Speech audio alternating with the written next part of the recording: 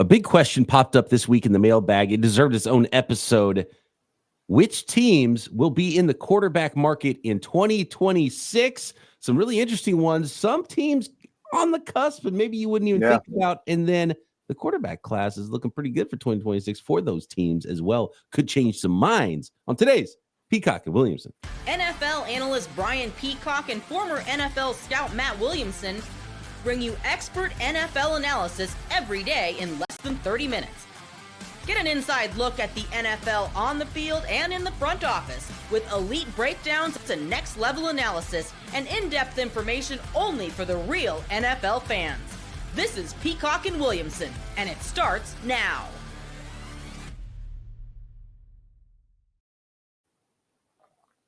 Welcome to the Peacock and Williamson NFL Show. Brian Peacock alongside Matt Williamson at BD Peacock at Williamson NFL. Thanks, everybody, for making us your first listen on the Locked On Podcast Network. Your team every day. Love hanging out with our everydayers as we get ready for the 2025 season. And, of course, if you're new to the program, welcome. Subscribe on YouTube or anywhere you listen to your podcast and get involved with our weekly mailbags. That's where this question came from today. And it spurred sort of Matt and I putting our heads together. And it was like, this is an entire episode, I think, that we're going to have to throw out there. At BD Peacock, at Williamson NFL, you can drop a question or a comment or a topic on the YouTube comments as well. Today's episode brought to you by FanDuel. And right now, new customers can get $200 in bonus bets when your first $5 bet wins. Just go to FanDuel.com to get started. So let's just go through every team. Some teams, obviously, let's go to the AFC East, Matt, and it's the Buffalo Bills. And they're not going to be shopping for a quarterback for still a very long time. No, there's maybe fewer than you think that you can just cross right off the list, and Buffalo is perfect example. Move on, We're going to have a big conversation about the Miami Dolphins to end this division topic in the AFC East.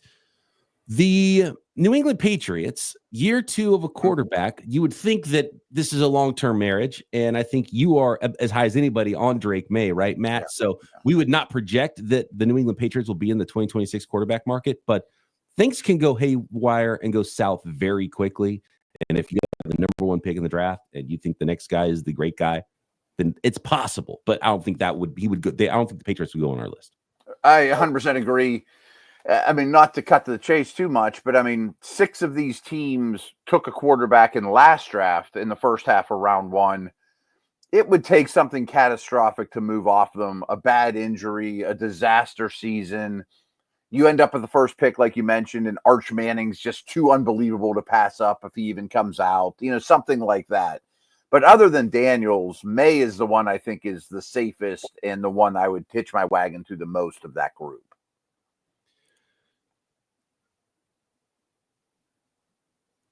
Looking at the rest of this division here, Matt, and I think I really just want to get into this because we have a lot of questions, actually, speaking of at BD Peacock and at Williamson NFL. We got a couple topics. A lot of people want to talk about the Dolphins, so that's going to be a longer conversation. I think you would have to consider the New York Jets as a team and we know what Justin Fields is. Is there a level he could get to where the Jets are like, we're not taking a quarterback? Essentially, he would have to play so good that you're not even in a position to draft a quarterback, right? It's possible. I mean, I definitely would put them in the quarterback interested teams. If there's only 2 buckets, they're definitely in the quarterback needy group. But Fields signed a 2-year deal, which really, in essence, is a 1-year deal. They can get out of it like immediately. In terms of signing. The second year could be you're the stopgap guy for the next guy. You did. But I also think there's a chance, but it seems like he's had several stops, several coordinators, probably too many, that, the light goes on. The processing is better. He runs for 800 yards. Maybe the Jets win 8 or 9 games, and they decide, let's roll it back this year, get the one of the best receivers in the draft, and give Fields 1 more year to either prove it or not. I could write both stories, he goes in. It's the first team in our probably in the quarterback market. In Yeah. At least Agreed. interested, right? There's no ring on that. Likely, I'll say. You're in the dating scene, I think, probably if you're the New York Jets. Yeah, it's a good experiment, but we'll see. The Miami Dolphins. Here we go. And we've been accused of being Tua Tagovailoa haters, Matt. I don't know if you know that that's out there. That's the reputation that we have gotten. And I think it's more that, and look, Lucas, Dave, that have hit us in the comments and on Twitter about Tua. We're not haters on Tua. No. But I think we're realistic about the situation. And I think sometimes fans tend to either overrate or sometimes underrate and like really just hate a guy and with pitchforks want to get a guy out of town because they make one mistake, right? Fans are more emotional in that way. And that's what we try to do here on Peacock and Williamson is go down the middle and be as objective as possible. I think Tua is a fine quarterback. And just by itself, Tua is a team you would put on this list and be like, oh, they're going to go quarterback shopping because he's been good. And Dave says, not necessarily a question, just a defense, as we feel like you guys have been overly soured on Tua again after his injuries last year, i.e. you said you'd take the Colts QB room over ours. Come on, laugh out loud. That's what Dave said. I don't remember when we said that about the Colts. I wouldn't now. If I said it then, I don't believe it still. That is something that going into last year, that would have been, yes, I would have said that. Right now, I'll take what Tua's got because new information should give you a new outlook on how you see things. Lucas says, let's talk Tua. Why do we account for analytics for every other QB but him? Not that I think he's a top 5 QB, but availability aside, I think he's closer to tier 2 than tier 3. I get physical tools and availability questions, but he has shown a lot. And so he goes on to reference, and both these guys were referencing actually something that Warren Sharp put out there. And Warren Sharp put out very pro. I was going to mention that. It's really good. Yeah, a really pro look of Tua. Tua ranked in 2024, number 4 in EPA, number 3 in success. In 2023, number 2 in EPA, number 2 in success. In 2022, number 2 in EPA, number 5 in success. Now, as both Lucas and Dave pointed out, availability is a big part of it. So big contract where the numbers, you start to get to the point of a new contract where, okay, you can start to get out of a contract. Okay, the numbers start to go up and up because earlier in the contract, the cap hits aren't as big. So that starts to change the financial outlook of it for if a guy continues to get hurt. So there's that, and we'll put that aside right now because he could get hurt again. You're like, okay, this guy's career has to end. You know what I mean? Like that is a possibility for Tua, which is why you can't just say, no, the Dolphins can't be on this list of teams looking at a quarterback for 2026. But I've said this about the 49ers and Brock Purdy, and EPA is one of my least favorite stats for quarterbacks. It's not a quarterback stat. And 49ers fans, I tell them the same thing because they say the same thing about Brock Purdy because he's got a great EPA. You know who else did? Jimmy Garoppolo.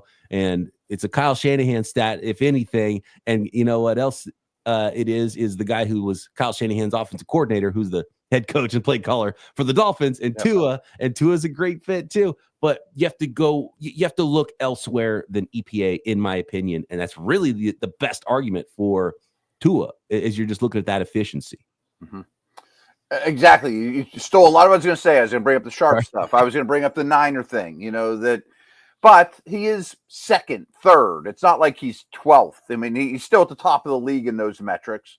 So I was listening to Bucky Brooks and DJ's podcast the other day, and Bucky said something that resonated with me, that he said 80% of the NFL players on the planet right now are system players at all positions. They do certain things well. I mean, if you ask them to play zone when they're a man corner, blah, blah, blah, they're better in run blocking, whatever. There's 20% that Mahomes, it doesn't matter what you do with them, and Tua is the example of that. That doesn't make him bad. There's great players that are system players. They're in the right system. Puka Nacua is a great player, whatever. So Tua's contract is basically pretty stable for this year and next if they're all happy, and would be great.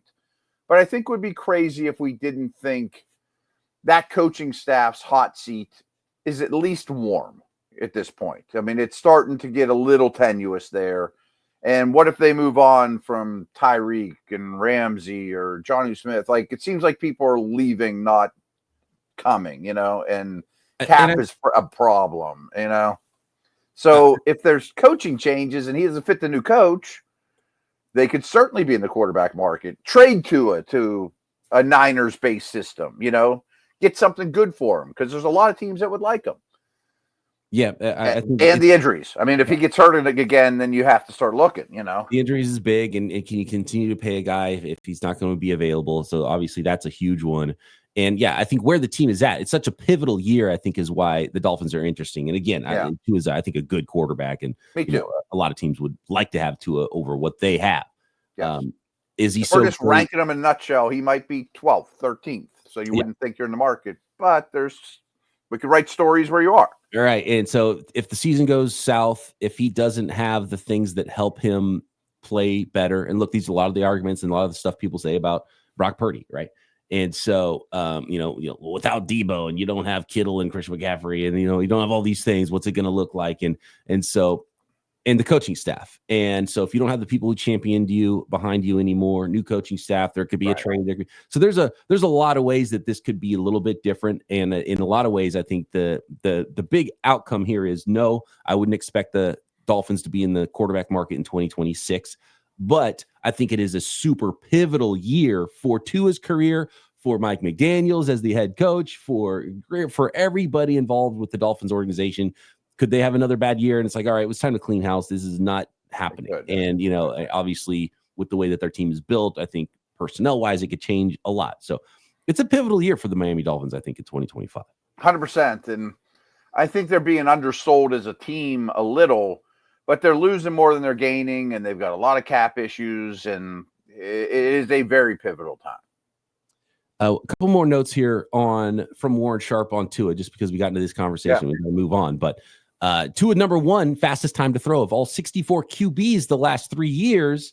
Great processor. Warren Sharp says because his O-line is terrible. I think there's a lot of things going on here. I think maybe the line could be better. I think also his processing could be good. I think also it's by design and his strength, and sometimes getting the ball out the fastest is cutting corners, and it's not the greatest thing in the world too. So again, I don't think that stat alone is like, this is why he's great, but I think it does show one of his strengths, right? And I think offensive line, I think it epitomizes and writes paints the picture of the player well. Yeah.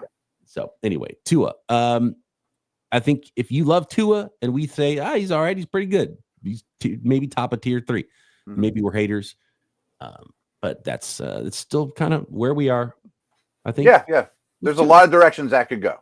Yeah. A lot of interesting conversations for some other teams. Won't spend as much time with everybody. Which teams are going to be in the quarterback market looking ahead to 2026 next? Today's episode of Peacock Williamson is brought to you by FanDuel, America's #1 sports book. Man, playoffs almost over. NHL done. NBA, there's one more you can get in on it. Live same game parlays. Love it for the NBA.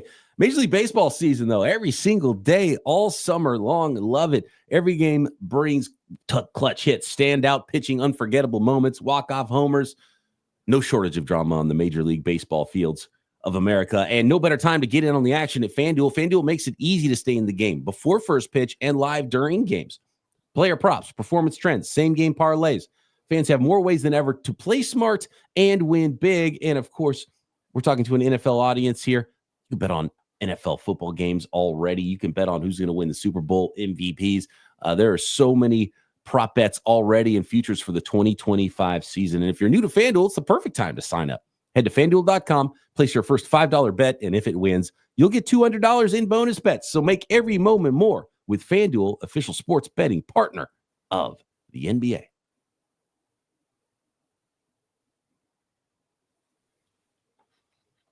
So moving along, we can't spend as much time on all these teams, and I think a lot of them are very easy. And I think every team, no, I don't want to say that. I was going to say every team but one, even though the Browns drafted 2 quarterbacks. I have no idea what to think about them. But let's go to the Baltimore Ravens. They're in the same boat as the Buffalo Bills. Same with the Bengals. Scratch them both. Bengals, yeah, right. Yep. These next 2 teams are in the hunt, though. Pittsburgh Steelers are 100% in the market. Like 100%. They have built the most obvious, we're in the 2026 quarterback market roster that exists, right? Yep. Building a lot, drafting linemen left and right. Rodgers on a 1-year deal, accumulating a lot of picks in next year's draft. Oh, by the way, I mean, this should never influence their opinion, but the draft is here next year. How cool would it be to move up to 8 and get your quarterback and rock the fan base? Pretty cool. That makes it more fun. Okay. So top of the list. I think that's been the plan for 2 years. Build the lines of scrimmage. Now insert the quarterback. Could there be an upheaval in Pittsburgh if this all doesn't work out? It would have to go really bad, or it would have to go like it did with New York, essentially, because that's what happened there. Aaron Rodgers came in, got all shuffled around for a couple of years. All right, clean slate. Let's start over.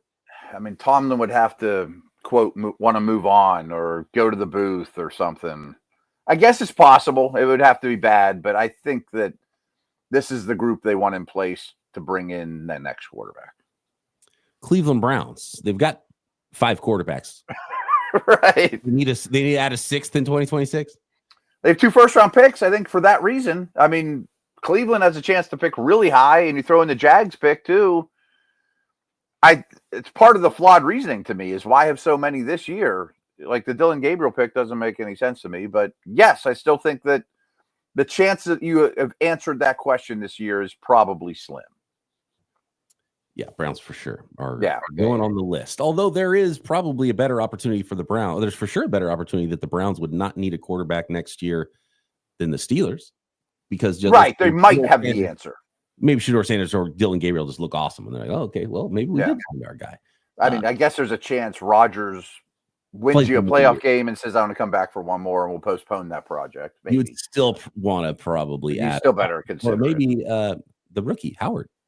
Yeah. I mean, everyone's so excited about him. He's a 6th round pick. Yeah. I mean, yeah. Hard to project. But I've been calling Will Howard next year's first round picks caddy. Hey, the greatest quarterback of all time is the 6th round pick, Matt. Come on. I hear. Yeah, I hear it all the time. Will Howard's the next one. He won the national title last year. I'm like, he's probably a backup, guys. Houston Texans, not in the market. Nope. CJ Stroud, he's legit. Little sophomore slump, but just a little one. I think he's still going to be a star quarterback in this league. Yep. Indianapolis Colts. It's very much in the market. They're going to have to be in the market, and like it's almost like I wanted to believe in Anthony Richardson, and the more it goes, and now he's banged up again. It's just like, man, it's just not going well. So you have to project that the Colts would be one of the teams. We're up to 4 teams now that I think are very, very, very, very highly likely, if not. Maybe it goes better during the season than we expect it to in June in Indy, but you could. They have to be in the hunt. Yeah, I mean, they're kind of like the Jets. Like chances are they will be. And they're not going to draft a quarterback or sign a free agent or whatever they do that's more talented than Anthony Richardson. So still obviously a chance. All he has to do is have half a really good season, and they're like, hey, no, there he is. We're good. We got this guy developing now. But look at all those guys that have been drafted high lately. Like, and he's higher than all of them. But I'm thinking like Pickett and Howe and Ritter and Willis and all those dudes that they're all on another team. Like, I bet Richardson's not a Colt next year. And I think once a team sees it and they realize it, it's very easy to move on because you turn the page quickly. Yeah. We saw the 49ers do that. It was easier because they had other options. Now the Colts don't have anybody else where they're like, oh, cool, Brock Purdy. Well, you're just better right now, so we're going to plug you in. I don't know if the Colts don't have that, so that makes it a little bit more difficult. Maybe it's Daniel Jones in a first-round pick next year. Right, yeah. And the built-in stopgap with Daniel Jones is the veteran. Mm-hmm. I think Tennessee's out of the market almost no matter what. Yeah. Even if he's bad, you got to give that another shot, I'm sure, right? Although we have seen teams go top 10 quarterbacks back-to-back years. The Arizona Cardinals were one of them. Yeah. And, we'll have to talk about that guy here in a second, too. Jacksonville Jaguars. The contract implies he's not going anywhere. Right. I mean, it's too much money invested. Kansas City Chiefs. Pretty safe. Safe. Yeah. Angeles Chargers. Safe. Denver Broncos. I'm going safe. Safe. Yeah. Not Raiders, insane, but very unlikely with the Denver Broncos. Right. He would have to fall on his face Raiders. Shit's looking for youth. And maybe it's a 2nd-round pick or, they could certainly pick in the top 10. I think with the age of Geno Smith, you wouldn't spin on a stud quarterback prospect if you have a bad season. And they're a 4-win team last year. How much better are they going to be? I think a lot of people like them to be better, and I do too. Is that going to be an 8-win team? Is it going to be a 14-win team? Maybe they win 7, and they're not the team that's aggressively trying to get the 4 overall to take the guy and give up a bunch of future stuff. And And they decide draft the guy, and then it's still Smith for another year, and then after and then next year they do that. He only has one more year on his contract anyway, right? It was a 3-year extension. Yeah. Then okay, yeah. I mean, if things go well this year, but if things go disastrous, we're drafting a quarterback. They're a hard maybe, I think. But that you you got to put them in. If there's only 2 buckets, they're in the yes bucket. Yes, I would say so too, as well. All right, next, let's get into the NFC side of things. Some very interesting teams and some you might not have expected that probably could be in the quarterback market next year.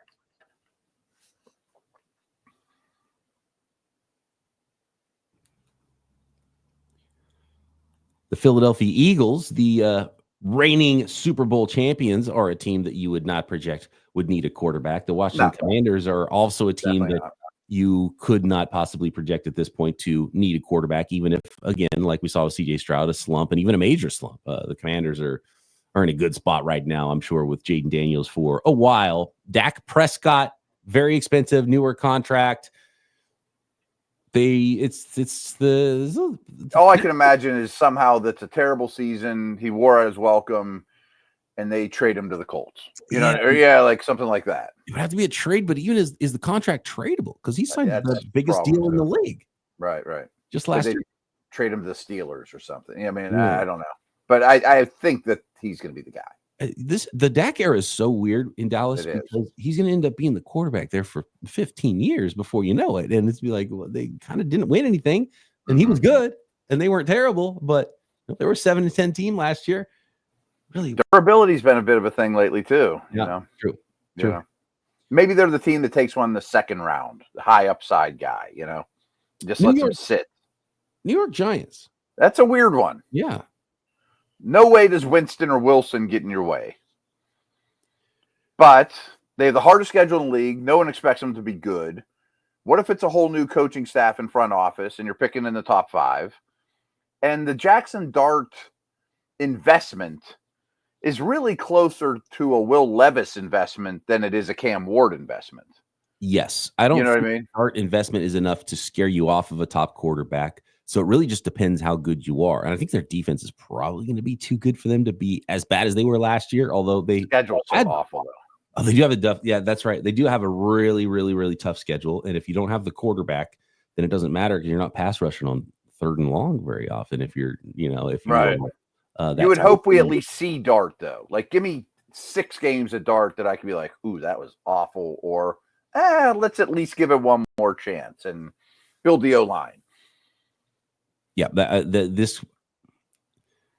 I'd probably, and this is what's tough. So take me back to post rookie year Kenny Pickett, because I think it's similar. You draft the quarterback right. 20s. Nobody's really fighting to get this guy. You did trade up a little bit to get him, but it wasn't a crazy trade up. They didn't trade any future firsts or anything to get Jackson Dart. What was the thought about Kenny Pickett going into year 2? I think people were still pretty high on him. Yeah, I mean, I notoriously said I'd rather have Pickett than Purdy going into their second season, so I still had hope. We wasn't ready to get off them, but the difference is the Steelers are never going to pick in the top 5. They were probably picking 20 again, like they always do. That's a different world in year 2 than if you're picking 3.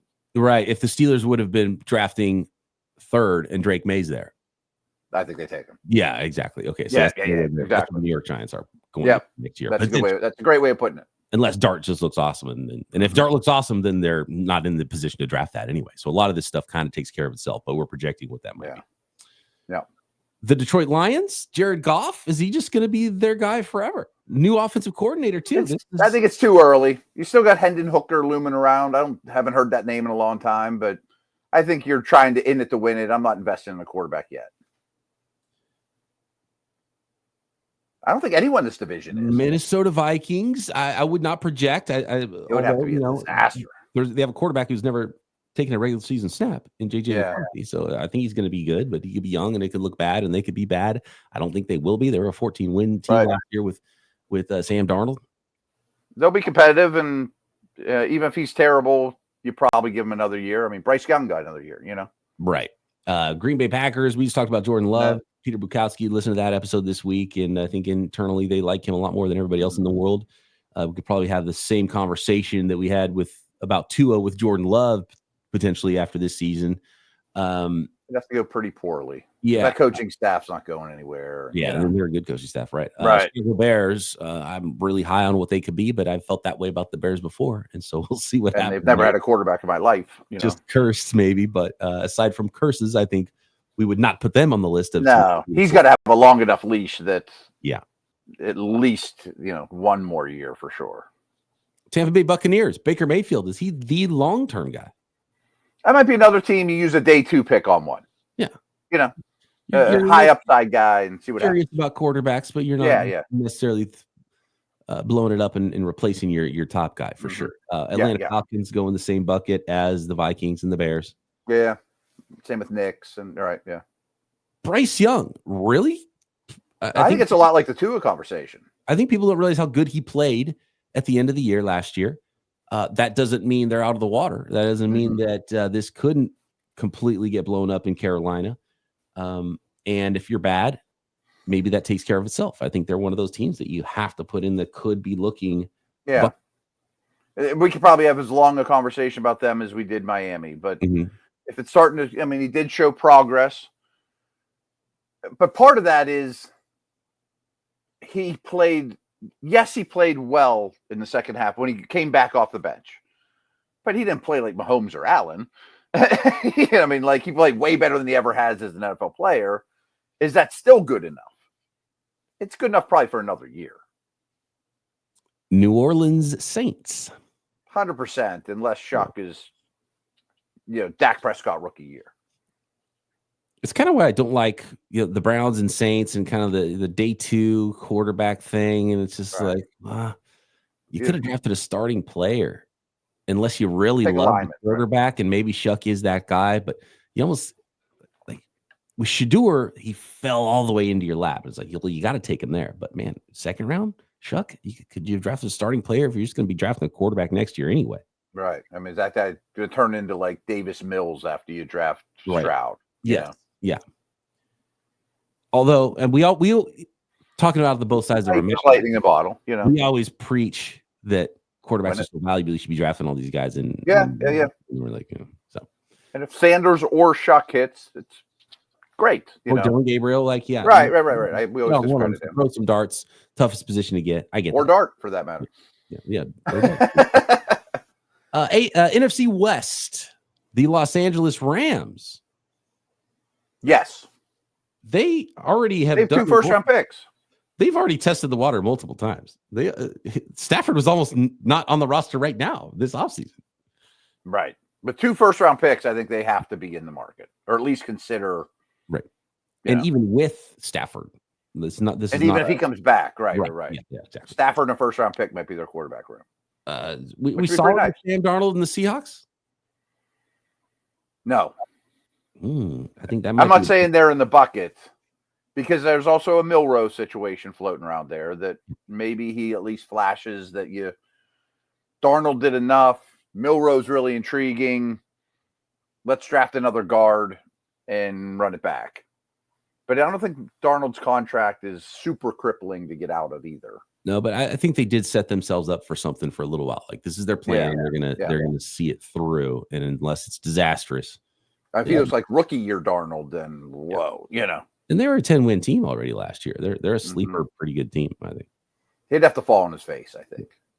Brock Purdy just signed a brand new contract. So if something goes south there, it's probably going to be a couple seasons before the exodus of this regime, and then that'd probably be Lynch and Shanahan and everybody. Yeah, I don't envision that happening with the help. And even have Mac Jones floating around. That's like you could get by if you had to, type of thing. And don't sleep on the Maple Missile either.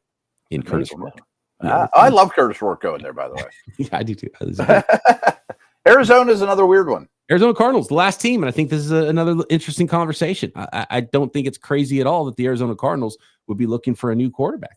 We've seen Kyler Murray for so long, and even if he's just solid, is that enough? Do you get tired of just being like, I got to get out of the middle and go somewhere, even if it makes it worse for a while? And then that's bad for coaches and everything. But at some point, it's like, yeah, there's got to be more with Kyler Murray, and I think this is the year he has to show it. So I think it's another one of those teams where it's very pivotal, and I don't know that I'd put them in the bucket of for sure they're going to be in the quarterback market, but I don't think I'd be shocked at all if there's another mediocre to bad season that they're just like, we have to do something different. Yeah, I could write the story of we've seen improvement, we're rolling with it, we like the direction we're going, or I could show the story of we've hit our ceiling with this guy, we'll trade him. Not, there'll be some team that would gladly, like if Kyler Murray was on the market this offseason, somebody would have traded for him, stick him in Pittsburgh or whatever, or Indianapolis or whatever, trade him. And then we try to go get our next guy in the draft. So we've got 6 or 7 pretty solid, like these teams are going to be in the quarterback market in 2026. And then, 3 or 4 others that are like, possibly that could go that direction. Yeah. It looks like a good quarterback class, right? And we got to go here, but there's not 7 first rounders probably, right? Probably not. But I'll be honest, I'm ahead of the curve on quarterback scouting, summer scouting, because the Steelers, frankly. And I'm more and more impressed. There's a lot of options. I mean, Arch, I don't know if he'll come out, but there's 7 or 8 or maybe even 8 or 9 that are potential first rounders. And I always hesitate to do that. Next year's class will be better than this year's class. They all fall on their face, or they all transfer, or they all don't come out. But it looks pretty intriguing. We're gonna have to do an episode on the quarterback draft class preview before the season starts. I think that'll be fun. You're gonna have to lead the way. You don't have to be the point man on that one. Maybe we'll call in the big guns from like Locked On NFL Draft or one of those guys. We'll probably have to do that. Sure. But I do remember it's something that's ingrained in my brain. Old school Mel Kiper. This is probably early 2000s. Mel Kiper's like day after the NFL draft, where he puts out a mock draft for the next year's draft, right? McShay used to do it every year, and it's his least favorite thing in the world. Yeah. And there was a quarterback out of UNLV, and gosh dang it, I'm blanking on his name right now. This is probably 2003 to 2005, 2002, in that range. Quarterback out of UNLV. He was the number 1 pick in the mock draft for the next year. Didn't play in the NFL. Didn't get drafted in the NFL at all. So yeah, a lot can change. A lot will change. Yeah. If you have that name, let me know what that quarterback was. Yeah, I'm thinking of that one. At BD Peacock, at Williamson NFL. Drop a comment on YouTube. Subscribe while you're there. Matt and I back Monday right here. Peacock and Williamson.